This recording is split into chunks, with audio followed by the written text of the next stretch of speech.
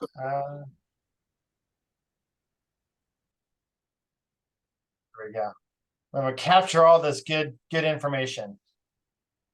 Well, hello, everyone. I'm from Canada. My name is Natalia, and I own a business called NBU Consulting, which stands for Not Business as Usual. That's because I believe there is no such thing as business as usual, especially for people involved in risk management and crisis. And my background is in the communication side of crisis.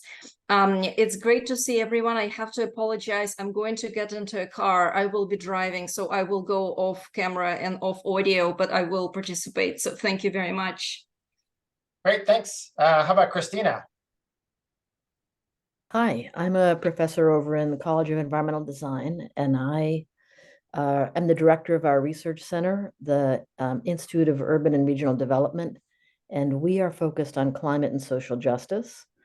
So we're interested in risks of short-term events as well as long-term changes to the people who are the most vulnerable in our region. And my own research is on how sea level rise is causing groundwater to rise and creating new flooding and health exposure risks for people in urban areas. Wonderful, and welcome. And we'll have to do lunch sometime because you're close to us. How about Nick next? Welcome, Nick. Hi, Nick Forty. I'm with the U.S. Department of Transportation. So I'm interested in risk and infrastructure investments. Awesome. Welcome. How about Corey? You're on mute, Corey. Or no audio, one of the two. The joys of technology. Maybe I'll cycle back to you. I think your microphone is probably not connected. How about Brian? You just toggled on your video. Welcome, Brian. Hey, my name is Brian McCann. I'm a teacher, professor at the business school at Vanderbilt University. I've been teaching a class on decision making for about the past 8 years, and then just recently started co-teaching with a colleague a class on managing under uncertainty. And he had actually forwarded me this. He said he's a member of this group. His name's Ranga. Looking at the description, I thought it might align with what we're doing here. Excellent. Thank you so much, and welcome, Brian. Mark. My name is Mark Nichols. I'm attempting to get the video to work, but it's not working for me, so I'll just forge ahead. I work as volunteer with a couple of organizations, one being the American Society of Safety Professionals, and the other being notably the Citizens Acting for Rail Safety, which is a group that was formed to deal with and encourage improved safety and both response and mitigation connected with transport of hazardous material by rail. And I'm very interested in this topic from a number of different angles. Great, thank you, Mark. All right, should we try Corey again? Yes, I should be connected now. Yes, we can hear you. Sure. Corey Pitzer is my name. I am also from Canada, although my accent tells you that I'm not. I'm originally from South Africa, lived in Australia. My whole life been a student of catastrophic events, and specifically the area of decision making in the process of catastrophic events is a real interest. All organizations afterwards can point to all the decisions that went right and wrong, and I'm very keen to hear a little bit more about this decision making aspects. Thank you. I'll also be going off camera and traveling, but I will be participating. Great, thanks, Corey. And for the group here, Corey is going to be our speaker in February of 2024, so looking forward to that. I'll introduce myself. My name is Rune Storson. I am serving as the Executive Director for the Center for Catastrophic Risk Management. I've been affiliated with the center since it started back in 2005 as a response to Hurricane Katrina. And my background's in civil engineering, and I am interested in safe and reliable socio-technical systems. So people and stuff all kind of working together, doing the things that you'd hope that they would want to do. I don't think we had anybody else join. Nope. So let me give just a little brief background on the center, and then I'll introduce our speakers for today. So the Center for Catastrophic Risk Management is a global multidisciplinary group of researchers from academia, government, and industry focused on developing pragmatic solutions to better manage the messy, complex, multi-jurisdictional problems of the 21st century. The group was founded in 2005 in the wake of Hurricane Katrina to conduct fundamental empirical research on the management of catastrophic risk in a wide range of settings. And today, I'm very pleased to be able to introduce our two speakers. So we have Steve Rotkoff, is a lecturer at the HAAS School of Business and the former director of the U.S. Army's University of Foreign Military and Cultural Studies at Fort Leavenworth, also known as Red Team University. And after serving as a senior intelligence officer during the invasion of Iraq, Rotkoff led the lessons learned team at the Pentagon that first developed the idea of decision support red teams for the Army, and also went on to create the Army's Red Team training curriculum. He's a graduate of West Point and has a distinguished 26-year career as an Army intelligence officer. And our second speaker today is Whitney Hischier. She's a lecturer at HAAS in strategy and entrepreneurship. Prior to coming to Berkeley, she served as a management consultant at ABN AMRO, KPMG UK, and Deloitte. She's taught business courses around the world and helped a number of major global corporations develop in-house executive education programs. Whitney and Steve have partnered to bring together red teaming training and facilitation to graduate students and organizations around the world. And with that, I will pass the baton off to Whitney and Steve. For those of you, everyone, maybe we'll turn off all of our cameras and mute our microphones. And if there are questions during the course of the presentation, feel free to unmute yourself, go to chat, ask the question. And with that, I will hand over the baton. Thank you so much. Super. Thanks so much, Rune.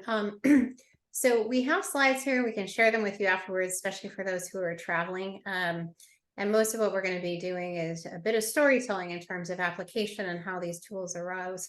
So with that, I'm going to hand over to Steve to kick us off. Okay, next slide, whoever's managing slides. All right, so red teaming means a lot of different things to a lot of different people. Some people, when they think about red teaming, they think about threat emulation. Some people think about, perimeter security, trying to get through the perimeter. Some people think about backdoor hackers of computer networks. So red teaming is a term that's both very broad and very narrow, because people who do a certain kind of red teaming think that's all that red teaming is. When we talk about red teaming, we're talking about decision support red teaming. So the object, and for those of you who are driving, I normally don't read slides because I hate slides to be read to me, but since you can't see them, I'm going to do that so you can get the essence of it. But it is a flexible approach to thinking, planning, and decision-making that's designed to get you to ask better questions, challenge assumptions, develop alternatives, better understand complex environments, most importantly, ensure the best idea wins, rather than the idea of the senior person in the room, or the idea of the person who's the loudest, or the idea of the person who can simply outweight everybody else. And frequently those ideas win, even though they shouldn't. It's a methodology that brings everybody into the conversation, although everybody's ideas are not equal. That doesn't mean that they don't get to express them. So we believe in this idea of divergence before convergence. Open up the aperture for conversation so you get a lot of ideas on the table before you converge on what the best ideas are. And the object of all of this is to remain responsive and agile in execution, because you can spend an inordinate amount of time planning, but the future will emerge however it is going to emerge. And you have to remain agile despite the fact that you did a lot of planning. So that's what red teaming is. And this slide is just a picture of firemen who, who live that every day in the sense that they go in with a plan, they have crew drills, they have a lot of training, but nonetheless, they have an enemy that can choose to do things that are unexpected, and they have to come off plan and respond to that. Next slide. Okay, so you can't see this, but some of you can't see it, but this is a picture of an imam. His name is Saeed Abdul Majid Al-Kahoe, and he is talking to Tony Blair. And the reason his picture is there is that my life was changed when I was the Deputy Senior Intelligence Officer for the 2003 invasion of Iraq. So I was the deputy for a 2-star. We ran all the intelligence for all ground forces, Army and Marines. And in around November of 2002, so this is before the war began, my 2-star, the chief of intelligence, a 3-star who was the chief of operations, also a 2-star rather, and myself, the 3 of us, were taken by the CIA in the middle of the night to Kuwait City to meet this imam. And this imam was living as an expat in Qatar, but was well respected inside of Iraq and was going to be our man in Iraq from the religious perspective. And CIA brought him in so that we could ask him questions and have a dialogue with him. Well, I was there as the recorder because the generals were there to ask questions and I was the note taker. And for the first hour, the generals asked him lots of questions that were military in nature. Talk about the road networks, talk about some of the personalities that led some of the divisions, talk about infrastructure inside Najaf, which was a key city that he was from, things like that. At the end of an hour, the imam raised his hand and he said, I'd like to ask you gentlemen a question. He said, once you defeat Saddam, how long do you intend to remain in my country? Now, you can go back and check the history books if you'd like, but the theory of the case that was held by President Bush and Secretary Rumsfeld was based on an analog, and the analog being equating Nazi Germany with Saddam's Iraq. And that when you took Hitler out of the picture and you defeated the Germans, they had industry, they had education, they had natural resources, they picked themselves up and they rebuilt, both on the eastern and the western side for that matter. And that's what's going to happen in Iraq, that Iraq had oil and natural gas. It was the land between the 2 rivers. It had plenty of agriculture. Before the war, if you wanted brain surgery in the Middle East, you would go to Baghdad. So it had an educated populace, and that's what was going to happen. And so they told him that our plan was to remain in Iraq no longer than 1 year, and we'd be out. So upon receiving this information, I'm always sort of transported back there. He's sitting in this very comfortable chair CIA has provided him. He's brought Cuban cigars for everybody, smoking a big stogie. He's got the black turban because he's a descendant of the prophet. And he rocks back and forth in this chair, and he doesn't say anything for close to 2 minutes, which is a long silence. And when he starts, he says, gentlemen, Saddam killed my father. Saddam killed my uncle. Saddam killed my brother. Saddam imprisoned my sister. And he goes down this litany of things that Saddam has done to him and his family. And he says, I tell you this because you must understand I am no friend of Saddam. But if that's your plan, you must not attack. So we are shocked by that. And of course, we ask why. And he says, well, he gives a history. He talks about the hatred of the Brits from their earlier occupation in the previous century of southern Iraq. He talks about the number of guns in the country.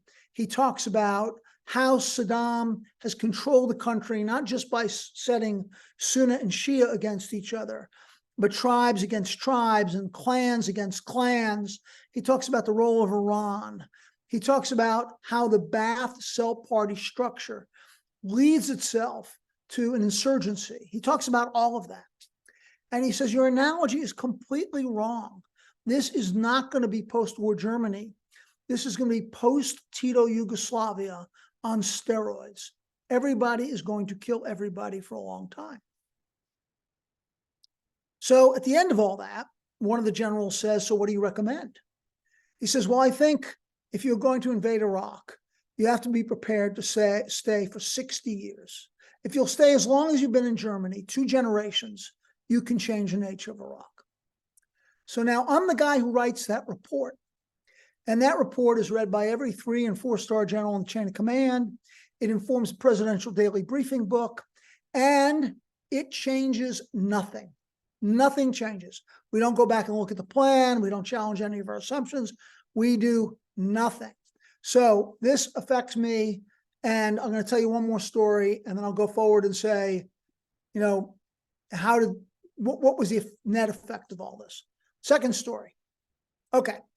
This is an attack helicopter. Attack helicopters are like flying tanks.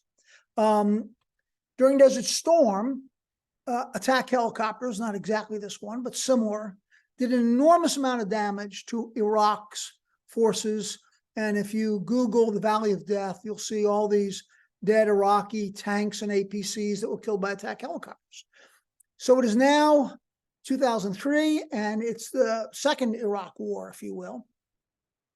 And the guys who are the heirs to the unit, you know, that was so decisive in Desert Storm are chomping at the bit to get into the fight, to get into the war.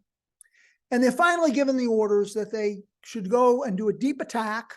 And the idea in a deep attack is you can go over the forces that are in direct contact and attack forces that aren't yet in the fight. So they were supposed to take out a tank division that was not yet in the fight. And so the way you do this is you have to do a rehearsal. Now, it's in the desert, and it's early 2003. And so today, you could probably do this rehearsal with everybody on a laptop with 3-dimensional terrain built into the computer system. You couldn't do that in those days. So they did it the old-fashioned way, the same way the Romans did. They built a sand table. So you go into a big gymnasium, and you use boxes piled on top of each other for built-up areas, and blue ribbon for rivers, and maybe desert camouflage for sand dunes, and you build the terrain. And then all the pilots, led by a leader of the unit, walk over the terrain, and they talk about what they're going to do at different stages of the fight. Now, the big thing that they're worried about is enemy air defense, right? So the rehearsal is mostly about how do we suppress enemy air defense? When we get to this place in the battlefield, we're going to jam their air defense systems. When we get to this place in the battlefield, we're going to put indirect fire artillery on certain air defense systems. And this is our plan. And they talk through all that. Now, the guys in the room who are talking are all men. They're all, really beady-eyed killers. And, they're helicopter pilots. They're very macho. They're really excited about this. And there's one person in the room who is different than them. There's a young female officer, and she's a military intelligence officer. She's not a pilot. And during the rehearsal, she raises her hand, and she says, "Hey, do you mind if I ask a question?" And they say, "No, what's your question?"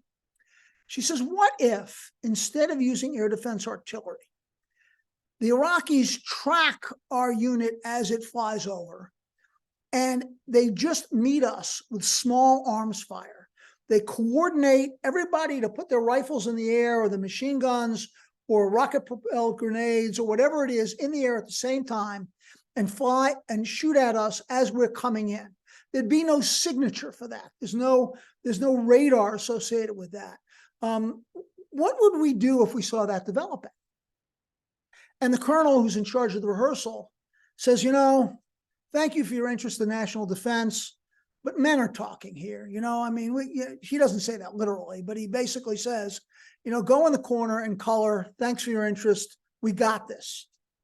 So now the reason we know all this happened the way it did was there was an enormous after-action report around this event where they interviewed everybody who was in the room and what happened. So what happens, and you have the radio traffic from this as well, is in the event, as they're flying over, each built-up area or any area where there's a building, they're talking to each other on the radio. And they say, "Hey, do you see what I see?" And in each area, there's a guy standing on top of the building, and he has binoculars and he has a cell phone. And he's tracking them as they're coming in, and he's talking on the cell phone. And then as they pass him, they run into another person who's tracking them and talking on the cell phone. And this happens all the way in. And when they arrive at the target area where they are supposed to kill one of Saddam's tank armor divisions, they are hit by massed small arms fire. And of the 51 helicopters that go in, one is shot down, and the pilot and co-pilot are taken prisoner of war. The other 50 return to base where they're all shot up, and it takes 3 months to a year to repair the helicopters, and they don't kill a single tank.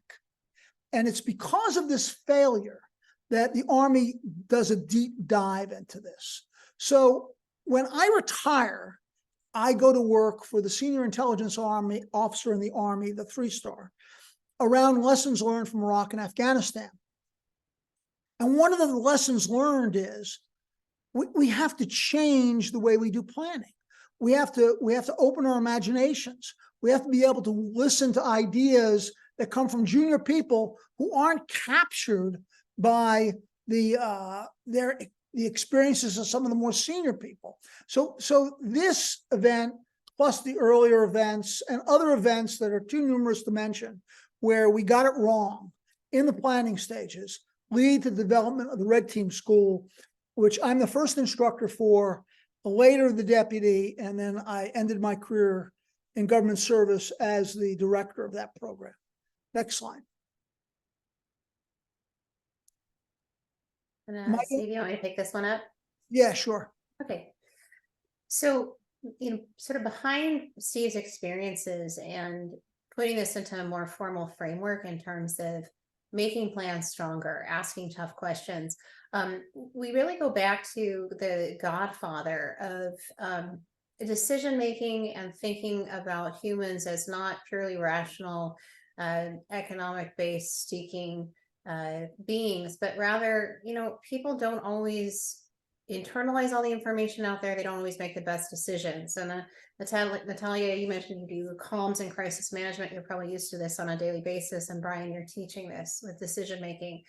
I'm guessing most of you have heard of or have read Daniel Kahneman. Maybe you guys can just jump in here, because I won't preach to the choir if you're already pretty familiar with his work. But just a 1 minute on this. Kahneman was the first psychologist for the Israeli army. He noticed that people made some really odd and irrational decisions, and he created a very simplified framework for thinking about our brains and how we use them. And it boils down to 2 systems. System 1 is where we spend about 95% of our time. It's intuitive, it's instinctual, it's fast, it's associative. It's sort of the basis for how we often rely on biases and heuristics just to get through our day. And the unfortunate reality is that given this information overload world, the very fast pace with which we often work and have to live our daily lives, most of us spend most of our time there. To the point, it gets very, very tough to carve out time or even train our brains to live in system 2, which is much more of the thoughtful, rational thinking. It's slow, it questions everything, and it's hard. It's hard because it takes a lot of brain power that we're not used to. It's not the our go-to place, and we don't actually live in an environment in a world that supports that. Kahneman's work is he's got the seminal book about thinking fast, thinking slow. It's huge, it's long, it's good, it's a little dry. Highly recommend Michael Lewis's The Undoing Project, which is sort of a easier read take on his relationship with Tversky and the work that they did together. But he coined this term around biases and heuristics, are the 2 terms, in terms of ways of framing information in a super simplified way. And we're going to see how this plays out, both on the stories that Steve told, as well as a few other examples we'll give later. We often, because we have an experience in the past that forms the bias, use that as a framing for thinking about the future. And all of the red teaming work we do is around planning, right? It's thinking about how do we poke holes in the plan to make it stronger or better. And this work really made sense to me. I actually became familiar with Rune and his center through my work running the Center for Executive Education for about a decade at Berkeley. And during that time, one of our clients, now called Equinor, but at the time was called Statoil, which is the national oil company for Norway, And I remember being in Stavanger meeting with some of the potential participants who were designing a program for the project leads for their mega projects or $1 billion plus projects. And she shows me this 4-foot-inch binder, or 4-inch thick binder, and said, "This is full of Visio diagrams of processes I'm supposed to know and think about for future situations. Can you just tell me which one I need to know?"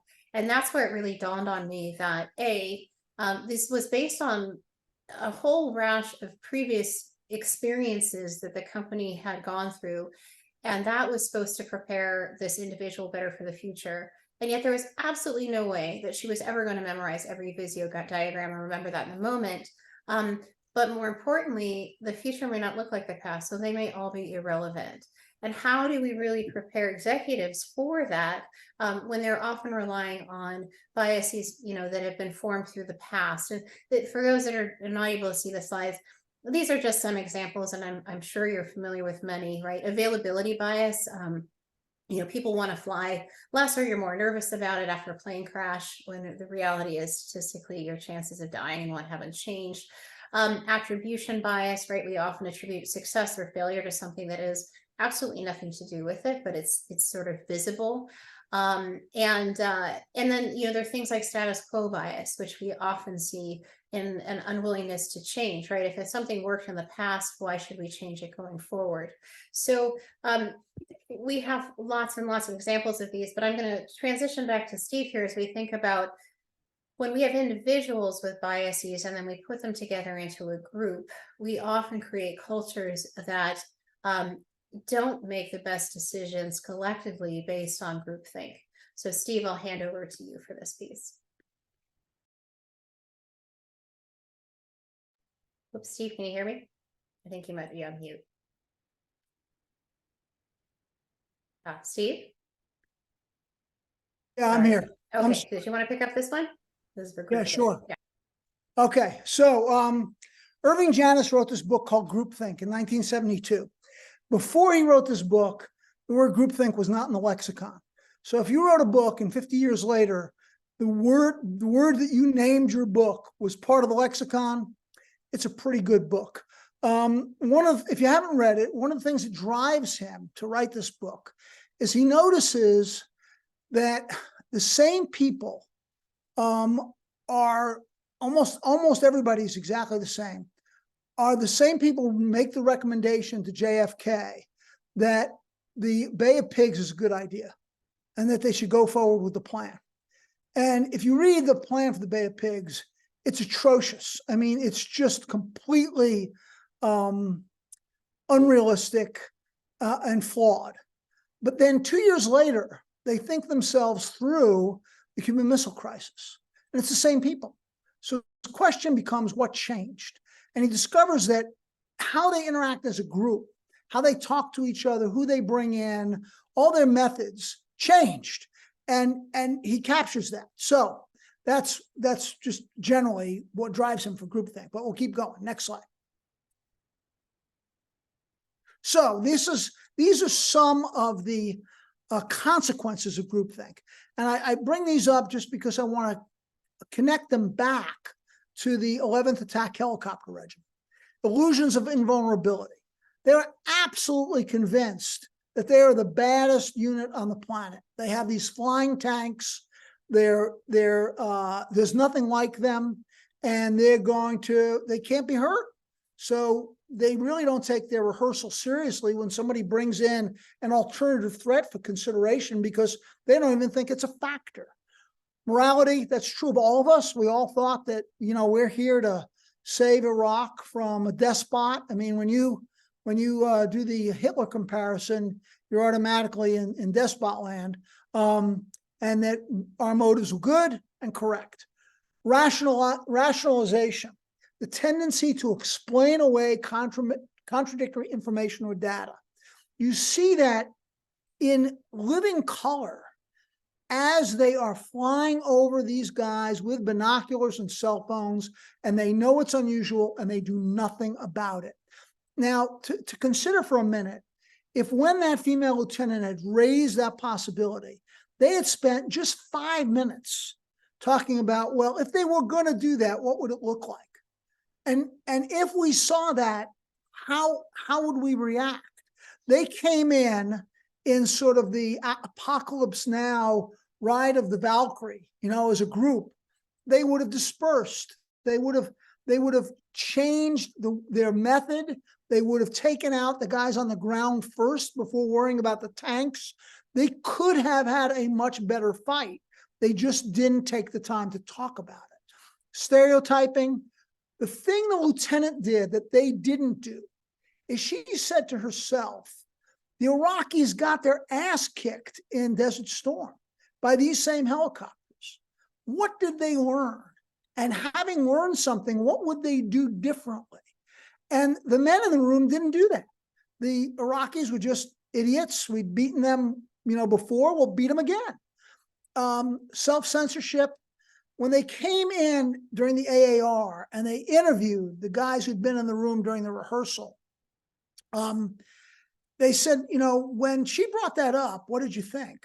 And a couple of them said, I really thought that was an interesting idea that we ought to explore, but I wasn't going to speak up because I saw the reaction that she got.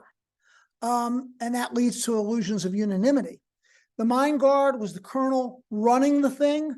He obviously beat her up, and that kept anybody else from raising questions. And that's because of conformity, the tendency to view dissent as disloyalty. And one more thing I want to say before we move off of groupthink. Groupthink is not the sole purview of bad leadership, okay? It is a consequence of the fact that we are pack animals. And we are trained almost from birth to go into a group and determine where the power is and how to respond to that power. And you cannot eliminate groupthink simply by saying, let's brainstorm. It doesn't work. You have to come up with tools and methods that encourage divergence of thought. And those tools and methods leverage things like anonymity, role play, things like that. It will not happen simply because you will not eliminate groupthink simply because you want to. You need methods in order to do so. And that's a key part of the red teaming toolkit. Next slide. Okay, so we're going to talk about these things today. There are about 14 to 16 methods that we use regularly, either with clients or at schools, etc. We can't do all of them, so we're just going to do some highlights. Next slide. And Steve, just for the folks that are I'll read them. Okay, so the tools we're going to talk about, we're going to talk about assumptions, stakeholder mapping, something called the 4 ways of seeing, 2x2 scenario planning, and pre-mortem analysis. Okay, our example that we're going to run through is, and it's very important you understand, we try to come up with an example that would resonate with this audience.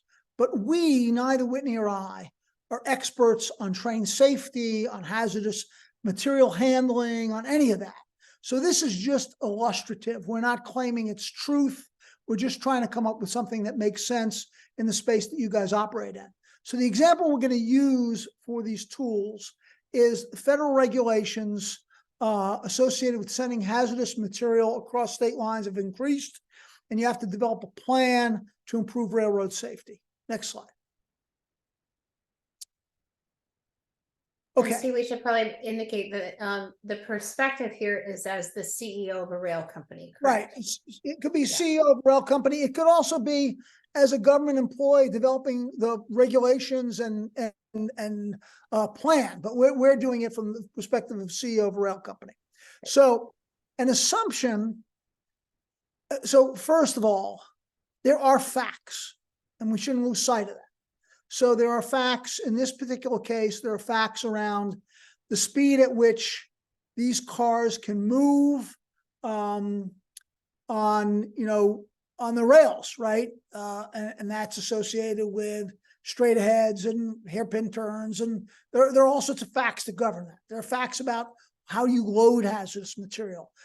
So there are facts, but there are also lots of assumptions. And unfortunately, assumptions rarely get examined. just as a quick illustration, I did 6 red teams for the chairman of the Joint Chiefs of Staff, where I was brought in and they brought in all the experts and I led them through a red team. And the Army does a pretty good job at stating assumptions.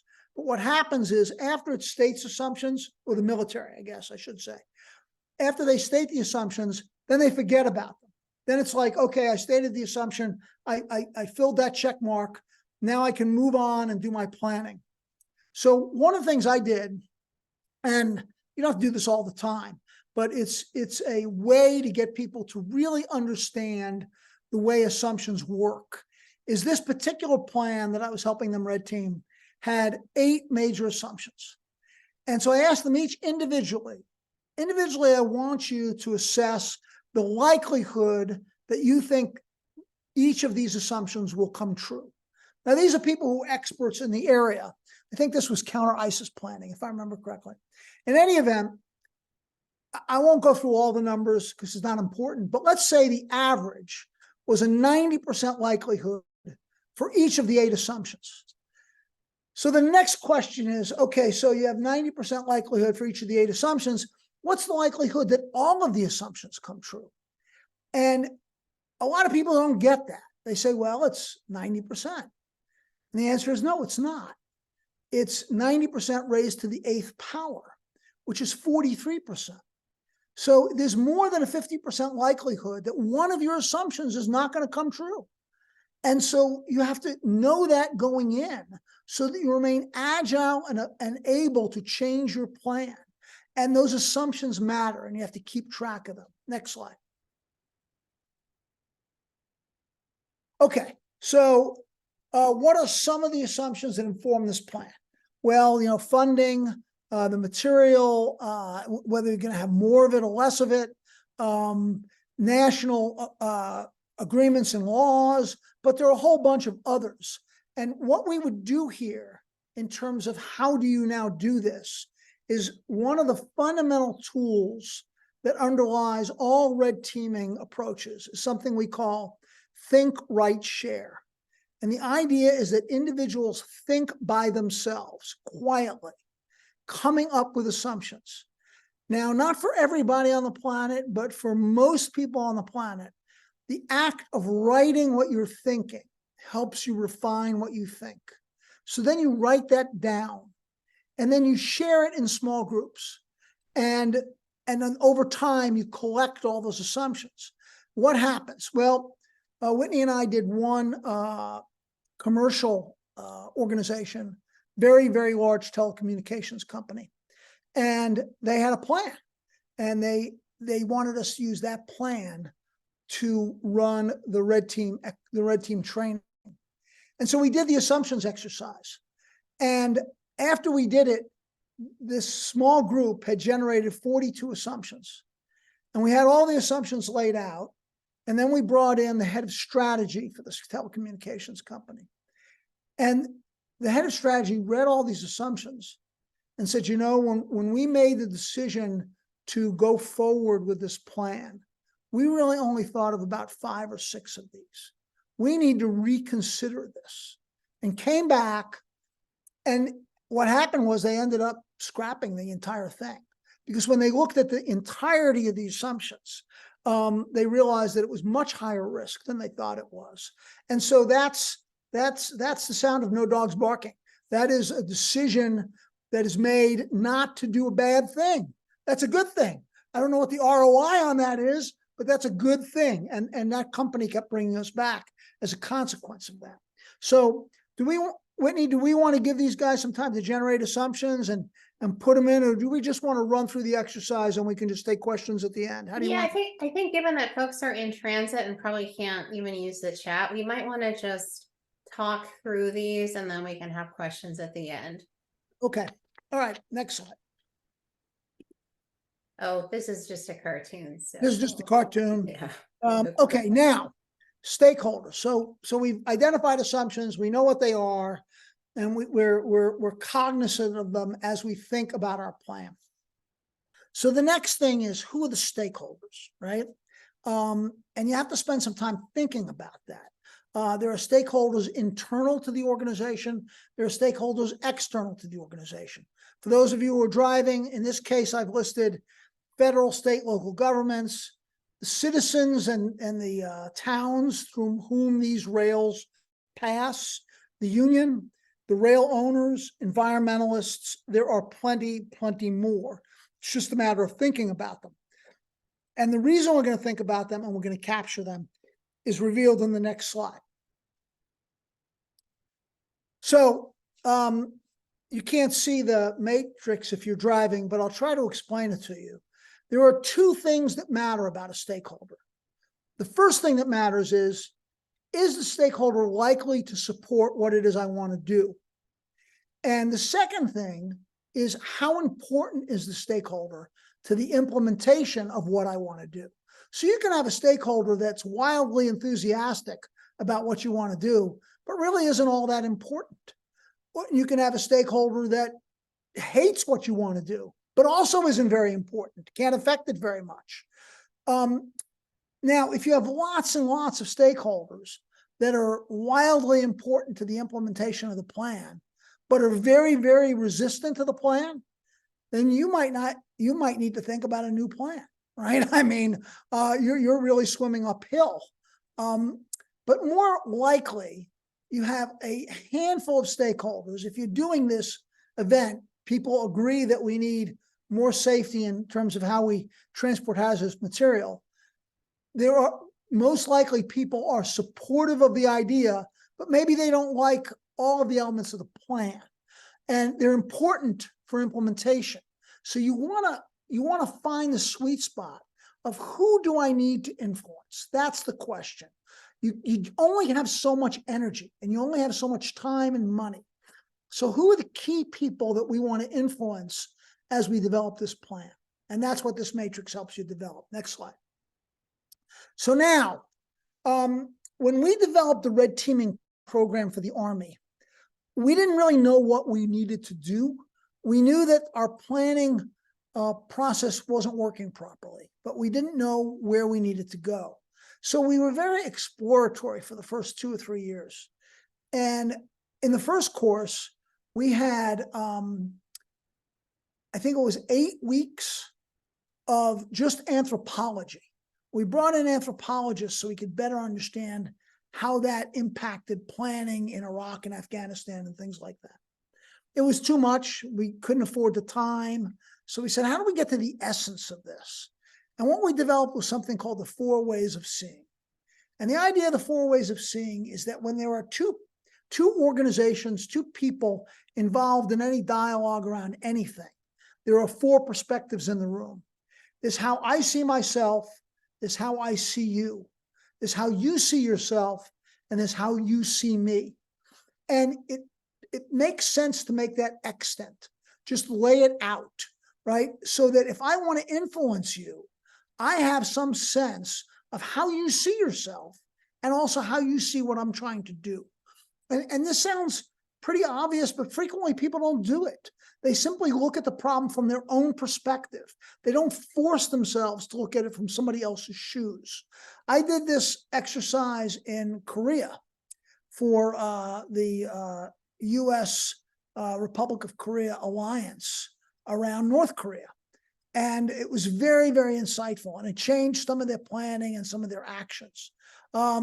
So I also did this for the chairman around the national military strategy.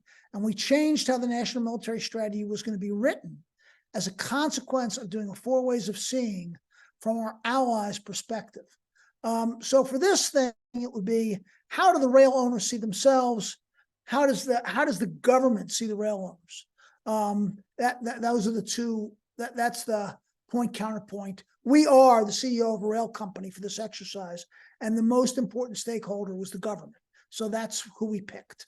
And you would lay that out, and out of that, you'd either change your plan because you need to understand their perspective and need to frame it in a way that they can accept it, or you'd figure out what your charm offensive looks like. How do I bring this stakeholder around to my way of thinking? Next slide. Okay, I'm going to turn it over to Whitney. Yeah, thanks, Steve. So we have two other tools we want to just talk through with you, and then obviously you'll get the slides, so they might be a little more useful for you there. So when we apply a series of tools, we're taking you through the kind of core 5 that we often do either in the course of a concentrated class with our graduate students, or when we go in with clients and workshop against a plan. There's a whole field of scenario planning, and we actually keep it pretty simple. We focus on 2 by 2, and I'll explain that in a moment. Most of you are probably familiar on some level with scenario planning based on your backgrounds. The 2 by 2 is a knockoff of the work that started out of Shell. And there's just an interesting story behind that in terms of, you know, they did their strategic planning like many organizations up through the late 60s, which was look at the past in terms of cost, growth, inflation, rinse and repeat, and sprinkle in a little bit of what you expect shareholders want to get with their returns. And they brought in this fellow, Peter Weck, who was actually an Eastern philosopher and journalist by background, not a geologist like the others, and said, hey, what if we used a series of stories to talk about the future and opened it up to possibility of things not going the way we want them to, not look like the past, but also having a spectrum of different scenarios. And through that process, what was very interesting about Shell is they were one of the few international oil companies that actually did okay in the oil crisis in the 70s. And that's because they dared to say the unspeakable, which was, what if the power shifted from the IOCs, the international oil companies like the Chevrons and the Shells, to the NOCs, the national oil companies? What if Iraq, Iran took back control of their supply? What if they formed some kind of organization that controlled supply and this impacted the price dramatically? And in preparation for that potential scenario, which was only really a kind of potential scenario with some signals in the environment that it could occur, they were able to reduce their operating costs and reorganize to better prepare for that. So the way it works is fairly obvious. The key is sticking to a process around this, which is coming up with a set of future states and working backwards to understand how we get there.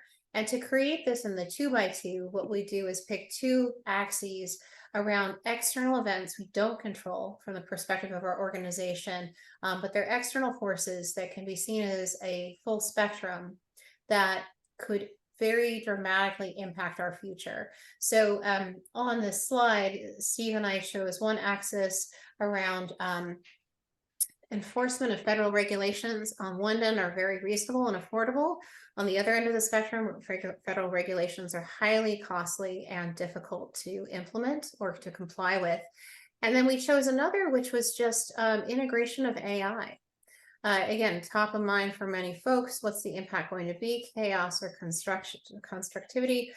So no integration of AI on one end of the spectrum, and then the other high integration of AI. And when we go through this exercise, when you have these 2 by 2s, you create 4 quadrants, right? And so within each of these creates its own world. Some of these look fabulous, some look terrible. And the goal is not to pick the perfect world and hope and pray it occurs, but to look for patterns in the data across all of these. So we ask our organizations, describe what this world looks like. What are the implications for your organization? And then what are 3 things you should either start doing now to prepare for that scenario or stop doing, right? Because the essence of strategy is being intentional about everything, including knowing what you're not going to do.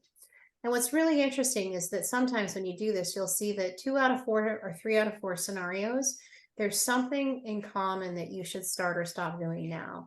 And so it's almost a process of de-risking your decision-making for future planning. The time frame for these can be up to you. For some clients, we'll do it within the next year. For some, within the next 5 years. Some like heavy R&D organizations like pharma, defense, energy often look at much longer timeframes for scenario planning, like kind of 10 plus years. But that's a little bit more unusual. And then the last exercise we take folks through with clients and with students is something called a pre-mortem analysis. Most of us are very familiar with kind of a post-mortem debrief on a project or a situation, but pre-mortem is a little bit different, and I'll hand back to Steve to talk through how we execute on this. Okay, so pre-mortem analysis was something that was developed by a guy named Gary Klein. And Klein did a lot of work on decision-making, and he's really one of the fathers of this idea that in a crisis, people really don't do course of action analysis. They do a lot of satisficing and that kind of thing. But his notion on pre-mortem analysis was that in normal planning, you start with, here's where I am, here's where I want to be, or here's where I want to be, here's where I am. And then you build a plan to connect those two ends. And along the way, bad things can happen. So how am I going to react to that? And that's sort of linear planning. And there's value in that. And I'm not discounting that in any means. Pre-mortem analysis says, I've got the plan, but I'm going to assume that despite my best efforts, I have failed. Now, I have to imagine, what does that failure look like? And one of the practices we have in red teaming is this idea of people doing a lot of individual work and individual creative thought, and then bringing it together at the end, because you just get narratives you wouldn't otherwise think of. And so each person says, okay, I'm going to imagine some sort of spectacular failure. Now, having described that failure, I'm going to work myself backwards and say, where in the plan did things go wrong so that I achieved that failure? How did that happen? What happened along the way, all the way back to today, to our, decision to execute. And then you look at those things, and then you say, okay, so what would be the indicators that bad things are happening, that one of these bad things that I thought of going through the pre-mortem system is happening? What would be the warning signs? And then what would I do about it as things are going badly? And then finally, how would I change the plan so that I can preclude some of these bad things from happening? So we'll walk through an illustration. I will tell you that this is the most powerful tool in the red teaming toolkit. I've used this in all sorts of places. It's always revelatory. It's just a different way of thinking. So we built this plan to protect hazardous material, and I came up in my pre-mortem with a failure state that a train carrying hazardous material was hijacked by a non-state terrorist organization. So then the first question you ask is, how did this happen? Well, the train crew was infiltrated by members of a terrorist organization who took control of the train. How could that possibly have happened? Well, the way that happened was the focus on hazardous material handling, and this planning alerted terrorist organizations to the opportunity. And also, fear of hazardous material accidents created a workplace shortage. People didn't want to work around hazardous material. And then finally, the security of hazardous material transport focused on technology. It didn't focus on personal hiring and security. It focused on securing the train, the technology, the rail, etc. So what would be some indicators that something like this is being planned? Well, there could be discussions on the dark web or radical sites about the opportunities. You could have an unusual demographic associated with applicants to handle hazardous cargo. You could have inquiries supporting planning for these kinds of operations. Next slide. So what do we do to change the plan? Well, as a consequence of this pre-mortem, we're going to include more rigorous screening for hazardous cargo train crews. We're going to treat all information as classified. We're going to partner with various intelligence agencies that monitor the dark web on a regular basis and have all those word search engines and things like that to provide early warning of anything associated with hazardous cargo. Next slide. So that's pre-mortem. This is a one-slide sort of snapshot of what we do and how we think about it. You use red team. First, you have to identify that you're solving the right problem. And we spend some time talking about that, because frequently you don't solve the underlying problem, you solve the symptom of the problem. So how do you get at the right problem? We have tools for that. Then you're going to apply red teaming tools and methods. Some of those are things like scenario planning, pre-mortem analysis, etc. But in everything that you do, you're going to use what we call liberating structures. So let's talk about brainstorming for a minute. A lot of people talk about brainstorming. Brainstorming is very popular for a long time. I was in a lot of organizations in the military where they brainstorm. And I figured out that the way you win brainstorming is to be the first one to raise a question, because now everybody's talking about your question. Brainstorming is not the best way to be creative and innovative and get ideas on the table. Liberating structures are. These are structured methods for liberating the conversation. Role play can be very effective. If you want the person responsible for sales to have a better appreciation for those who are involved in marketing, you can force them in a scenario to take each other's role and look at it through a different perspective, kind of thing that 4 Ways of Seeing does. And then what happens over time is you change the culture of decision-making. That's why the Army has invested now in 16, 17 years of this, is about changing the culture of conversations and decision-making. The result is that the best idea wins. Everybody is heard. Not everybody wins. The best idea wins, but everybody has an opportunity to come to the table. And then you get a plan that is well thought out, but also retains some agility in response to an emerging future. So that's what we do. I don't know, Whitney, do you want to talk about who we've been doing it for and with for a minute, and then we'll open it up for questions? Yeah, sure. And obviously, Nick and Mark, given your expertise in the transport and rail industry, would love your feedback here, because you know this stuff far better than we do. Look, this applies to any kind of organization. So Steve and I teach this at the Fletcher School for the graduate program in international security studies.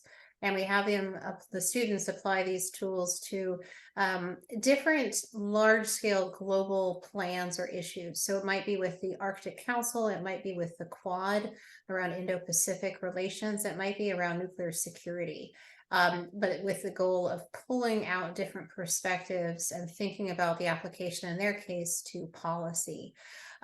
We do this with different clients with our MBA program, ranging from Chevron having a plan to get into the biodigester industry in California, which they did do, but our students were able to pull out some pretty big differences in building relationships, networks, and profitability with California dairy farmers versus like on and offshore drilling.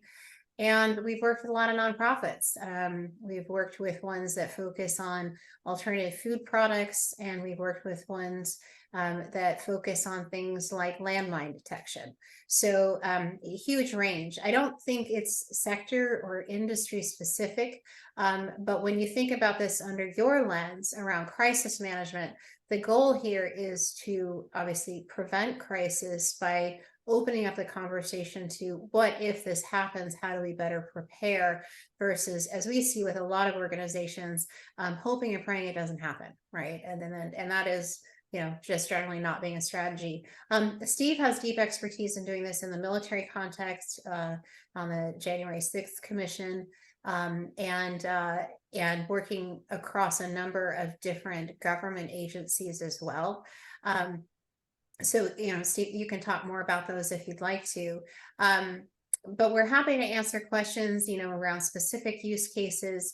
I will just wrap up with, as Steve mentioned, you can probably figure out, we did help train an internal red team for the largest mobile communication provider in the US, and also help them use the training as an opportunity to red team various plans. In their case, it might have been a decision to go into cryptocurrency. It might be around an acquisition. It might be around a new product modification.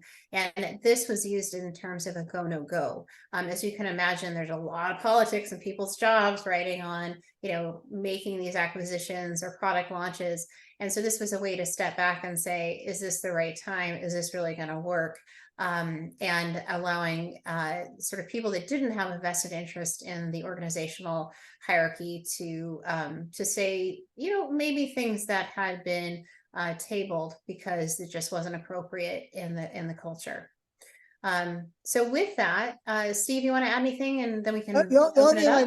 the only thing I'd add is that red teaming will not fix toxic leadership. If you have toxic leadership at the top, no matter what you do, you can't red team inside the Führer bunker. We had one client where some members of the board recommended that we come in and teach red teaming, but the CEO never liked it. He never liked it. We didn't want to listen to it, etc. And in any event, this group, I don't know, this is almost a year ago at this point, did a red team, and they made a recommendation to the CEO that, we've got all of our money in the Silicon Valley Bank. Maybe we should diversify that. To which the CEO said that, what the hell do you guys know? So the red team worked, but that doesn't mean that they took the decision. So there's no guarantees with these things. Anyway. Yeah, no, and Just a also short I didn't mention Steve and I also work with the National Nuclear Weapons Labs a bit, and going through these exercises doesn't necessarily mean you're going to avert disaster if you don't have a culture that responds to the recommendations. So just for example, several years back, I was working with the director of Los Alamos on scenario planning prior to doing their strategic plan, their annual strategic plan. And Charlie McMillan was very, very clear that it wasn't a question of if, it was a question of when an incident would occur. And 6 months later, unfortunately, someone, and these are workers that are paid hourly in operations, put plutonium on a commercial plane, twice. So that was the end of Charlie's leadership at the lab. I mean, he's still very much involved, but the NNSA just cracked down pretty quickly. And this is something that, is very, very clear this could happen easily. How and why? Lack of communication, simple error, high turnover. But, identifying and then responding are two different things. And that's the piece that we've often worked with clients just to keep the momentum. Because you do have to implement once you see some of these red flags. So, Rune, maybe we can hand back to you, and in terms of if there are questions or there are other topics you'd like us to talk on. Yeah, I didn't see anything in the chat or any of the remaining participants. Are there questions? Otherwise, I'm going to ask a question. Mark. Thank you. I do have a question. One of the things that comes up in evaluating alternatives in terms of hazardous material by rail is various strategies, standards, practices, and so on. If those are built on accurate root cause analysis development, those can be successful. If, however, the reporting system, such as that of the FRA, Federal Railway Administration, allows the reporting of events with virtually no root cause analysis, the data that is then pulled together doesn't really help much in terms of making improvements. In my experience, the rail companies, they do a wonderful job for this country in terms of moving material from one spot to another. However, their typical mode when there is something that is bad that happens is they circle the wagons, they keep everybody at arm's length. If there are people that have claims, they may deploy an army of lawyers to fend them off or to buy them off for a low amount of money. And little is learned, at least external to that organization, and in offering some help to others that might have similar situations. The pace of any improvement in rail safety is extremely slow because of very laborious time consuming, and in some ways that makes sense, but in other ways there are things that happen. And one of the things I really liked about your presentation was the treatment of looking at something and saying, okay, well, tomorrow is going to be pretty much like today. Well, that may be true in the next day. The next year, the next 10 years, for example, the transport of LNG, liquefied natural gas, by rail is another whole level of risk that has been allowed to start on a pilot basis. And there's a strong push to make that happen much wider. And that particular, if you put together the various scenarios that are available in that situation, I certainly hope that we don't have a disaster, but if we have one, it will be something that will be unforgettable for many generations. So that's kind of an impression. One of the things that the railroads do is they do not want to have information available as to what caused an event. And in that connection, are there best practices that red teams can use to ensure, first of all, that you admit appropriate people into the tent, but that you don't exclude those that can really make a contribution that may not be in that particular organization? I assume there are probably some formats for that, and there are some practices and best practices that have been learned. Can you talk about that a little bit? Yeah, Steve, you want to talk about that in terms of diversity? So I mean, I'm just astounded as I listen to you talk, Mark. I mean, most organizations learn the most from failure, right? I mean, very few organizations learn very much from success because they just think everything's going swimmingly. The military has a long history of people doing after action reports. Like I said, you know, the guys who were in the room for that helicopter disaster were all interviewed by somebody after the war. I mean, there was a team that went in and said, what happened in that room? What did she say? What did the colonel say? Why did they say that? And some of that influenced the development of red teaming and methods to be better heard. How to conduct after action reports, how to investigate disasters is not a mystery. I mean, there's a lot of work on that. You know, it's just a matter of getting into the tent. And I don't know enough about the mechanics and the politics of the rail industry to be able to say why you can't get in under the tent. But it strikes me as I'm just astounded that's, I mean, once you get under the tent, it's not hard to figure out how to elicit root causes and how to ask the right questions and how to follow the trail all the way back. There are people who have a lot of experience in that kind of stuff, but you have to get access. It's just like the idea that you can't fix toxic leadership through red teaming. You know, I can't. Anyway, I'm done. Whitney, what did you want to say? I'm okay. But yeah, great question. And look, just in terms of assembling these red teams, one of the things that we found is really key is diversity of perspective. So if you're inside an organization, you can do this with, say, just the sales function or, excuse me, just the safety function. But the reality is you're more prone to actually just reinforce that groupthink. The more people you can bring that might sit in, you know, everything from engineering to customer service to strategy, they're all going to bring very different lenses. And that's super helpful when you think through like the assumptions exercise, because they might have very different assumptions. So it's a great place to sort of say, why do we diverge so much here? Where do we want to align? And then also in terms of thinking through some of the aspects around stakeholder management, everyone has their own ecosystem, even within organizations. And so understanding that spectrum of stakeholders and the value they have, which may vary, again, really key for the conversation to say, where do we focus our efforts? Because the key thing is you can't do everything all the time. And especially for organizations that are strapped for resources. One of the things we hear a lot from Los Alamos, they've got a ton of money to up pit production in the last few years, right? Ukraine has just like pushed the DOE to put a lot of funding into the labs. They can't hire people. they don't have enough people to do the work. So they have to start saying no. And that's a really tough thing to do for them, but they have to think differently about their work. And, you know, that's true for a lot of different organizations.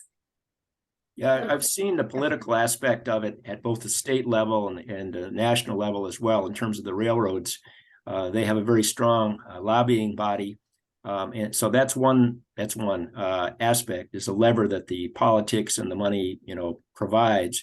Another is a culture that goes back many years and a way of dealing with the world that they seem to want to continue because it's been successful for them. A third is a very strong reluctance to share any information that would allow a competitor to gain some advantage or to learn something from you that would help them become more successful.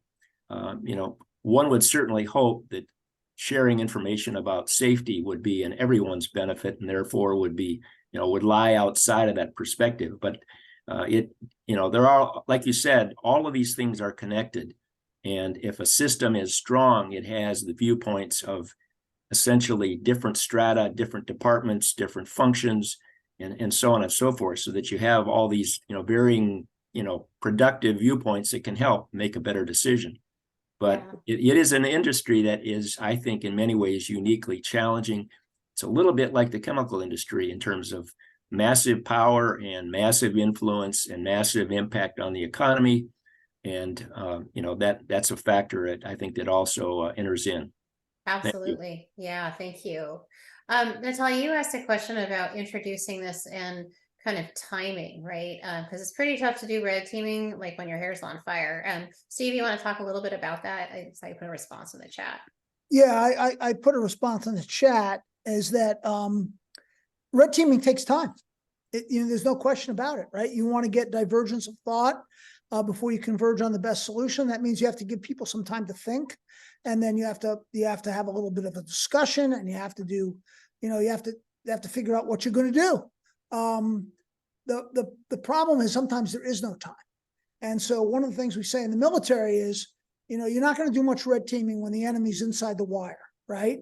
I mean, when people are shooting at you, you're just going to do crew drills. So it's a balance. There isn't a right, wrong answer on this. But if you have time to think and try and encourage some sort of imaginative way of looking at a problem, then you should. And you don't have to red team forever. You can red team just for a few moments, and you can think about you can pre-mortem very quickly. So it is more applicable, I think, in terms of long-term planning, when you have a very big decision to make and you're going to either put a lot of money into it or a lot of time or energy, and you really want to have the best plan possible. But you can do immediate action red teaming. It's just harder. People revert to crew drills most of the time. Well, it sounds, as I'm listening to the conversation here, that if you engage in proactive red teaming, right, you have those skills and those capabilities built into your organization or your teams, your individuals. So should a crisis emerge that's short on time, you already have that developed skill that you can put to practice right away, as opposed to someone who has never done red teaming, doesn't have that background, doesn't have that skill, doesn't have that perspective. That's not going to be an available resource to them. So that's I think another valuable element of the proactive types of things is it gives you a better prepared workforce, and those are the folks that are going to help you with the interactive crisis management.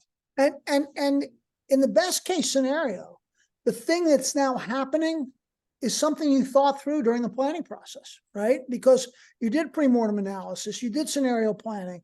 And so you go, okay, this wasn't what we hoped would happen, but we talked about this. We talked about what would it look like if they mass small arms fire against our helicopters. And that was what it looks like they're doing, right? So, in the best case, those things that happen, you're prepared to respond to.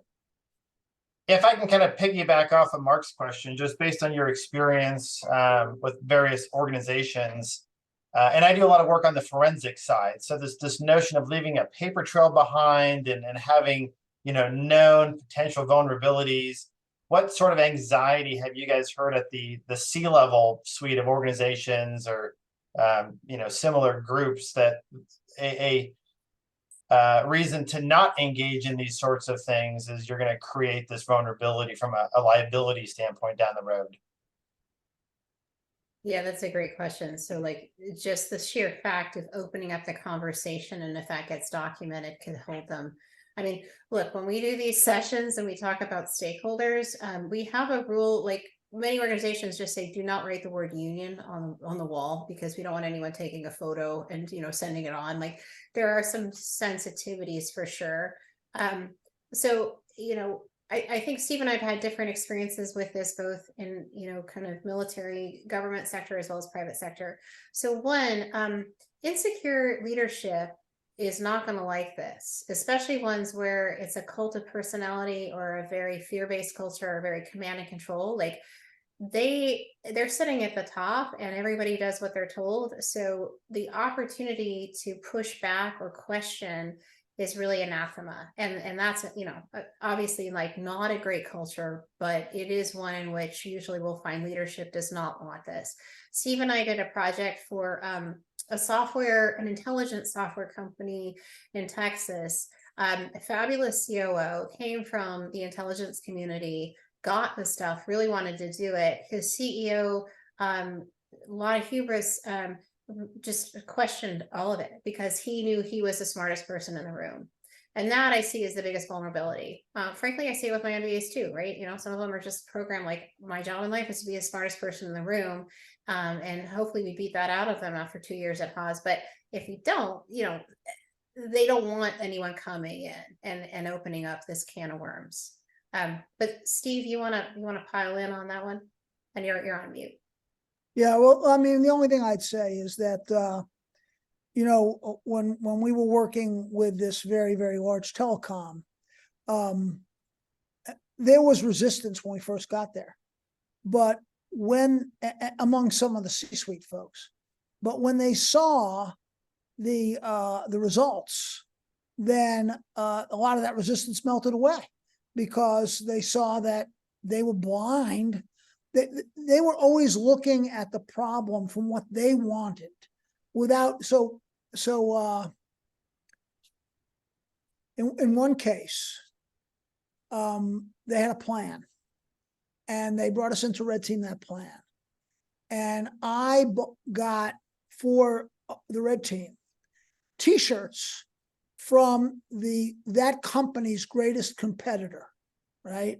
So think, if you think about telecoms, let's say you got T-Mobile and you've got Verizon and you've got, you know, AT&T and you've got a couple of biggies, right? So you bring them in and you tell the Red Team, okay, now you are this other company, right? And your company has rolled out this plan. What is your attack strategy? What's your counter strategy? How are you going to respond to that? And so they built an entire ad campaign to counter this plan that the company was thinking about rolling out. And they briefed it as if they were the competitor. And it completely changed the way they thought about their plan. They abandoned the plan. I think that intelligent, invested leadership wants to make smart decisions. And if they can find means that get them there, they will get on board. Nothing that comes out of the Red Team forces the leader of an organization to do what the Red Team says. The Red Team is just an advisory kind of organization. It can change the culture in the organization for better conversation, but it can't tell you what to do. I used to tell people in the military. So I once had a 2-star division commander say, why do I want this Red Team? I said, sir, if you're getting ready to go on the attack and the Red Team tells you that you should wait the attack on the right, and you, based on your years of experience as a military officer, say you're going to wait the attack on the left, that's perfectly okay. That's your decision. I just hope you look over your right shoulder. That's all the red team is designed to help you do. And once they get that, they seem to be fine.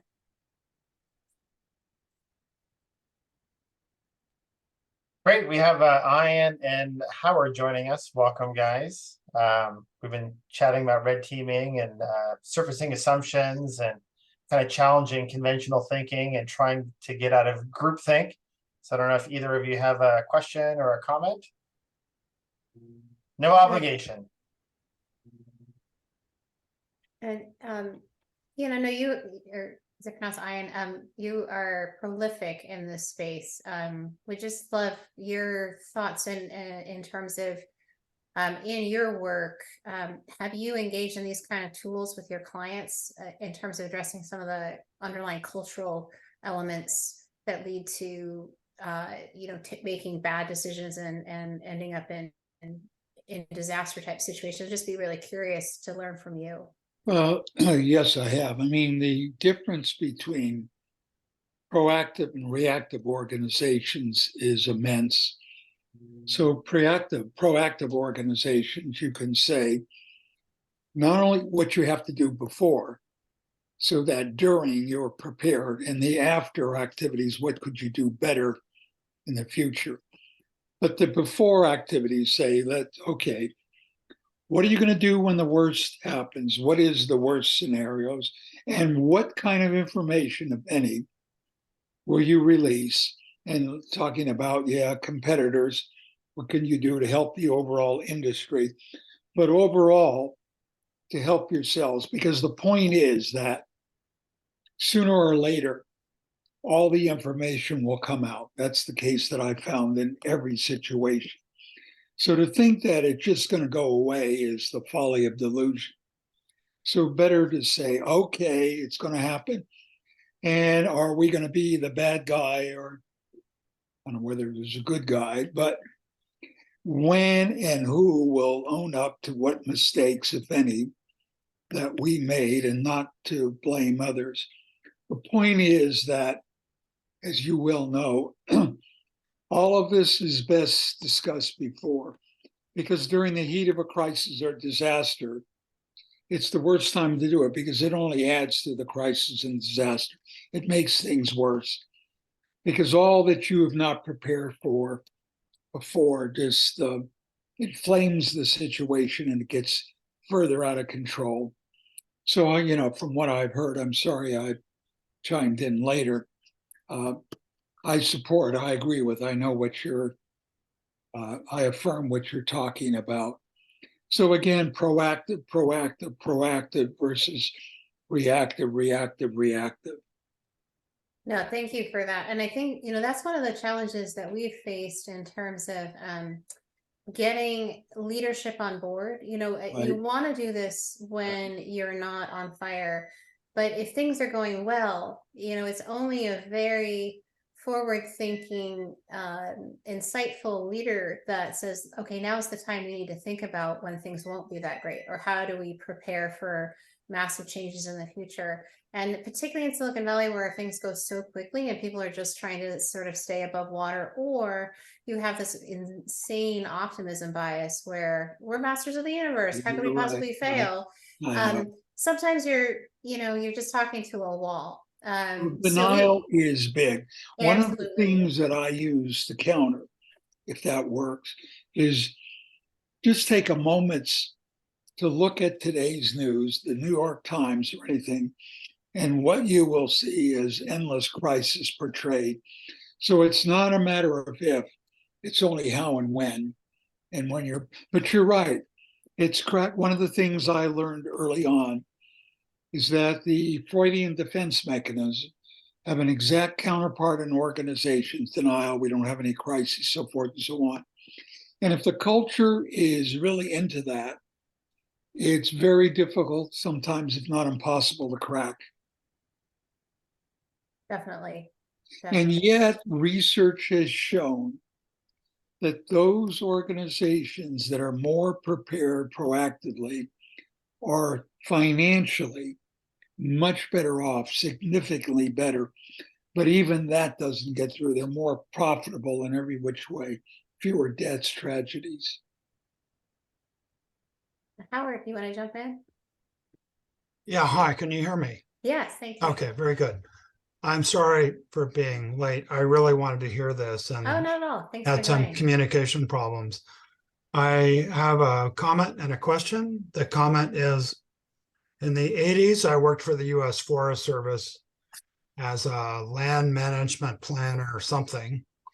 The land management planning teams met almost weekly to deal with a new plan that would deal with the spotted owl threat, which is exactly how they saw it. And it was indeed a threat. I heard a lot of comments. I didn't participate in these, but I sure heard debriefs, let's put it that way. Lots of pressure on being a team member, lots of phrases like you don't get hit if you're in the middle of the pack. These are sort of verbal Dilbert cartoons that tell you something is really amiss. Of course, I found out later. The big issue about spotted owls was to devise management areas that would preserve the owls in such a way that harvesting on the Willamette National Forest would be least disrupted. Now, I don't know if there were any real advocates for owls, but the failure to at least show good faith in dealing with this problem convinced a subsequent federal judge that the Forest Service was incapable of dealing with owl management. Federal judge shut down the entire timber harvest industry in the Pacific Northwest, throwing huge numbers of people out of work that I'm convinced didn't have to happen. So that's my interest in groupthink and the disastrous consequences. Now my question, we are, particularly in the oil and gas industries, constantly reminded about a better job of our, particularly Norwegian, but other efforts to deal with safety in the oil and gas industry, and they're much better at it than we are.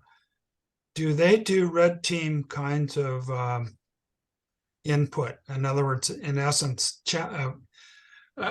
incorporated challenges to the way they are thinking and making decisions?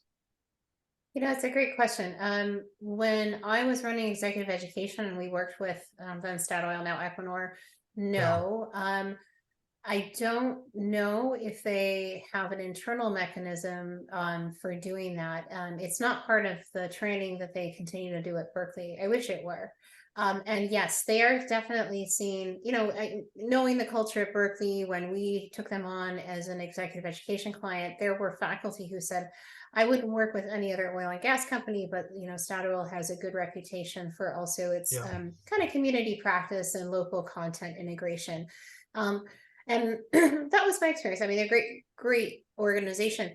But even over the span that I worked with them, they ran into things where I thought later, did nobody predict this? Like the oil sands. And yeah, that was awesome when oil was at X price per barrel, but they ended up selling off their holdings initially to a Thai company.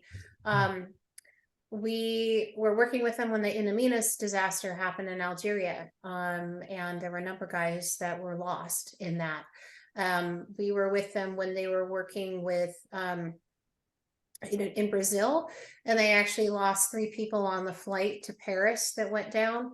You know, so things happen that are outside their control. And you do wonder how much of that risk sort of scenario planning occurs internally. I suspect because most oil and gas companies have some kind of scenario planning function modeled after Shell, they do some of that. I just don't know to what micro versus macro level it's done. Yeah. Steve, you want to add anything on that? Yeah, really interesting example around the spotted owl. Just growing up on the West Coast, you see the long-term implications of those kind of decisions. Definitely. Yeah, Ruben, maybe we'll go back to you. You had a question I think we didn't address yet. Well, and maybe this is for the larger group. I think this year is the 40th anniversary of the Tylenol. Is that? Am I getting the dates right? Ian, you worked on that one, right? The 41st anniversary happened Yes. in 1982. Right. And there were a lot of lessons learned as part of the Tylenol crisis in 82. Yet when we hear stories being shared in the 1990s and the 2000s and 2010 and 2023, we're still talking about the utility of being proactive and how most people aren't doing it. So kind of as a field or a domain, what can we do different to help promote and encourage the proactive stuff? So we're not relearning the same lessons every decade or every year. It seems, I don't know. To me, it seems like, you know, there's a lot of stuff that we already know that we're just not taking advantage of, and it's a new epiphany every time there's some big disaster. What can we do different? Let me give you a But- sad follow-on to the Tylenol story, which happened to Johnson & Johnson. They reacted proactively when the Tylenol poisonings occurred in a suburb out of Chicago and 9 people died. And they pulled all the bottles of Tylenol off all the shelves nationwide. Unfortunately, a few years later, when people who had Tylenol along with red wine damaged their livers, they did not behave as well. So the fact that you've done well in one situation doesn't mean that we're talking about that you've learned the lessons of being proactive. And the point is, Rune, as you well know, that I've tried to teach it in my classes in MBA, proactive crisis management. Unfortunately, it's still not a mainline subject or consideration in organization, which means you have to learn it again and again. It's like, oh my God, you have to go through the same nightmare again and again. So the question is really, what organizations can we look to as the model? And I'm always at a loss, that have indeed learned the lessons and can serve as models going forward today.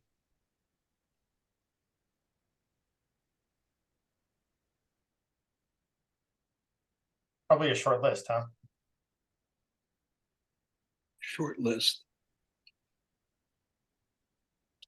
Well, I was going to say part of the reason that the military built a school is the conclusion was that if you really wanted to get and make a difference, you had to change the culture. You had to change the culture of decision making. So the Army was all about this for a long period of time immediately after Iraq and Afghanistan. And then it became a faded memory. So the school was cut back on, they reduced the school, and then the withdrawal from Afghanistan happened. And it was a disaster. And so the SecDef said, we need to restart that school again, because had we had red teamers think about how we were doing the withdrawal from Afghanistan, we wouldn't have done it the way we did. So now they're rebuilding the school after they had drawn it down. There are organizations that do this routinely. I would tell you that I think the special forces community in the military is pretty good at red teaming. They really do a lot of rehearsal. They do a lot of they have a culture of challenge, of challenging the conventional wisdom, of thinking imaginatively. So there's a reason that the SEAL Team 6s of the world get really, really hard missions. And a lot of that is more than just their physical skill. It's their culture of thinking and planning. I can't speak for outside the military because I'm not really a business guy, so I don't know a lot about that. If I had to add on, the one thing that I've found in my work that is key, if you get them to do, is the board of directors of an organization. If you want to talk about changing the culture, then it's either the chief legal officer of an organization who is responsible, or CFO, but certainly the board of directors that will raise the question and not let the executive team off the hook to say, are we prepared for a wide range of disasters and crises that are happening more and more in today's world? But as to an update on what the boards are doing, I wish I had the data, but I don't. Well, I wonder if that's an opportunity. I think of the military, and I'm not sure that there is a board of directors, right? Right. But if we look at this in terms of kind of some fundamental capacities or competencies, we could look to Congress, for example, in the military to say, hey, it's important to have some crisis management skills, and at a minimum, you should do A, B, and C. We've been working with the Navy since some of the mishaps they've had offshore. And one of the immediate questions I have is, what sort of knowledge sharing is there between what you did, Steve, with the Army and the Navy? I mean, they got the same problems, right? I mean, are you guys talking to each other? You're on mute. Yeah, we got to hear this one. So it's very interesting. The services that really embrace red teaming are the Army, the Marines, and Special Forces. The Navy does not. The Navy has almost never sent anybody to the red teaming school. The Navy has this cultural tradition of Admiral Perry opening up Japan. And here he is, separated by thousands of miles with no communication, and he's the commander on the scene, and it's his job to make the decisions without consultation, without guidance. And the Navy values that.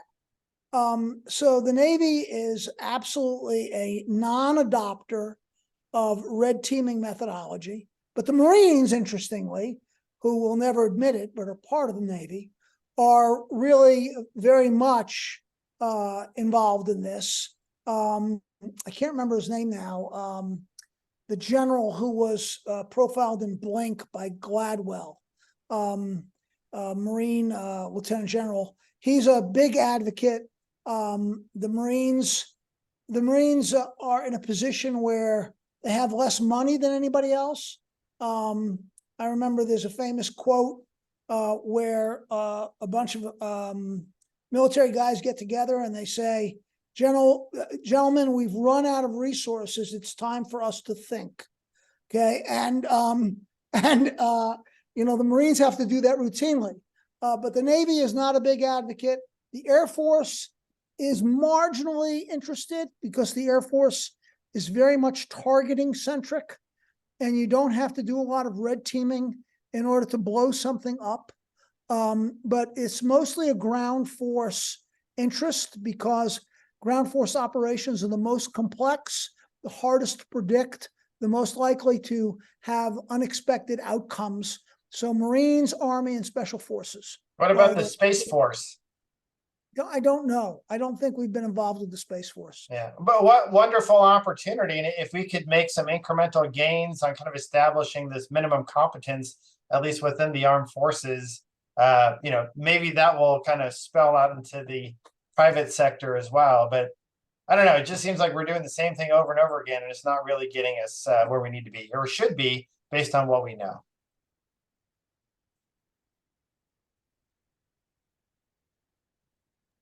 Nick, any questions from you? I don't want to put you on the spot, but definitely want to make sure you have the opportunity.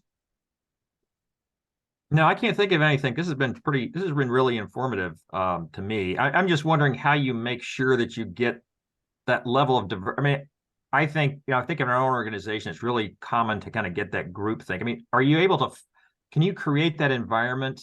I mean, I don't know if you bring in folks from outside, but what do you do to kind of force the breadth of thinking? I mean, that's what I'm thinking. Sometimes it's very hard for people that are used to a certain culture, right? It's hard to think outside the box or the lines. How do you create that environment that, you know, gets you thinking through those various scenarios? Yeah, so I mean, that's a great point. It's really, when we talk about diversity in planning, it's not about race, it's not about gender, it's about thinking, right? So if you bring together 10 engineers, all of whom are mechanical engineers trained at, you know, engineering schools, they will tend to think similarly, even if their culture is fundamentally different. and the Army's perfect at this. We bring people in from all over the country, and we reshape them to think like Army officers. So you really have to seek out people who think differently. So for instance, when I ran the school, I went out and found military officers who had degrees in art science, in art appreciation. There are very few, but finding some completely opened up the aperture of how we taught certain things. Instead of teaching them in the classroom or teaching them sort of on an engineering basis, which is sort of the way the military thinks, we ended up bringing them to museums and getting them to look at things through different eyes and think differently. So you have to find people in your organization. Now, the analogy I use is, let's say you are going to redesign the process for conducting brain surgery. Just use that as an example. If you're going to talk about that, you wouldn't want the room to be completely full of brain surgeons, because they already know the process and they're already wedded to the way they do brain surgery to some degree. At the same time, you wouldn't want to bring in any carpenters, right? Because they're not really helpful. But you might bring in a ER nurse, a ear, nose, and throat guy, somebody who does spinal cord work. You might bring in people who are related to brain surgery, but not exclusively brain surgeons, to talk about other ways we can improve this, because they speak sort of the same language and they're related. So that's the analogy I use in terms of how do you build these teams. By the way, I will tell you, on the 6 teams that I built for General Dunford when he was the chairman of the Joint Chiefs of Staff, I insisted upon diversity. I said, look, you can't just bring killers in the room. I want you to bring in some folks from USAID who are operating in different parts of the world. I want you to bring in people who have a completely different perspective than the military guys who are seeking and killing targets. And that was critical to examining the plan in detail. Stephen, to second what you're saying, I can't remember the name of the organization with whom I work, but years ago, one organization said the best thing that helped them, quote, think outside the box was that somebody in the organization proposed that they go to a museum of modern art and pair up with a docent to look at modern art, because it's something they had never really looked at before, and then bring the lessons back into their organization. The point is, I have not found a single organization that can do it by itself. They need an outside agitator, if you want to call it that, somebody who will prod and raise up their critical assumptions and challenge them. And hopefully, in a way, that they are guided then to do it themselves. For example, one of the most critical things is to keep track of your critical assumptions and what are the data that they're being undermined or being held true. And what simulation, I mean, I'll just give you a brief example. To my knowledge, epidemiologists have been doing simulations of years for pandemics, but no one has done simulations of all the systems that would be affected, the economy, schools, and everything. If you want to talk about an example of not thinking outside the box, in fact, when you read the plans for future pandemics, they still don't look at it. They don't look at the fallacious arguments that people gave for not getting vaccinated. So systemic thinking is key. And that's not something that is widely spread. And Nick, if I can add on to what Steve and Ian were saying, there's a whole field of study of personality types, using like the Myers-Briggs test as an example to get different ways of thinking. Ian can probably do a better job explaining, but there are some very discrete things that you can use as a resource within your organization, within your team, to try and get a more diverse spread of thinking. So while everyone may have an engineering degree, it's possible that some are, and this is again with the Myers-Briggs, more the feelers versus the intuitive thinking. And there are techniques out there where you can leverage those different perspectives to avoid the groupthink and look at things from more of a triangulated standpoint. So lots of things that you can do. I think the challenge for us in the larger field is how do you articulate all these available resources and then make them accessible to someone like a Nick, so that you're in a situation, I'd like to do something different. How can we arm you with those tools and strategies to make you the champion and make you a success? So that's kind of one of the things I struggle with. Yeah, I think, Steve talks about creating the insurgency, right? It's because it is about culture change. And even very, very simple tools like this Think, Write, Share, especially in hierarchical organizations or ones where it's a very prone to groupthink, simple tools like starting a meeting where rather than everyone jump in and talk, each person writes down their thoughts, shares, you can, then pass papers around, score them anonymous feedback. And I mean, Steve and I have recently done this in a diverse environment. We've got a USAID project in Cambodia that's around helping faculty there be more innovative in how they teach students STEM, right? So it's a classic, I stand here as professor, I talk at you, you copy notes. This doesn't translate well into great tech managers graduating from universities. So we're giving them little tools like that that just enable more diverse thinking in the group, and then give the students the tools that they can go. None of it's rocket science, but I do find, like you're saying, it's frustrating when you're trying to make these seismic changes. It's almost impossible to get people on board. But if you can just show them the success of like a single tool in a single meeting, it starts this cascade effect. At least that's what we've found, and we hope. It's just slower, not big bang progress, that most of us want, because especially if you're looking at avoiding catastrophic risk, you kind of want like big change now, and that's just not how a lot of organizations operate. Yeah, unfortunately, for a lot of the catastrophic types of events, it's not a big thing that causes the catastrophe. It's one small little minor assumption. Yeah, right. I know. It's like, how do you just insert and kind of course correct there? Absolutely. Yeah, if you take care of the little things, the big things take care of themselves. Yeah, for sure. All right, well, we are coming up on the end of our time. Any last parting thoughts or questions or comments?